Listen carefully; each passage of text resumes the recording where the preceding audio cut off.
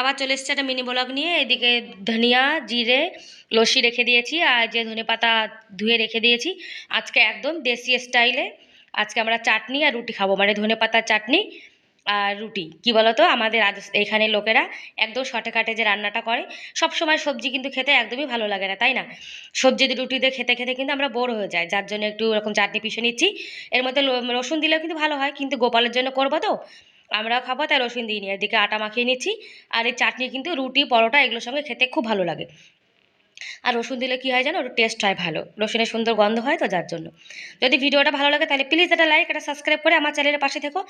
আর গোপালের জন্য দেখো পরোটা সব রেডি করে রেখেছি, একটু সস আর ওই যে চাটনি পিষেছিলাম সেটা গোপালকে এখন সেবা দিয়ে দেবো। যদি ভিডিওটা ভালো লাগে তাহলে প্লিজ একটা কমেন্ট করে আমাকে জানাতে পারো।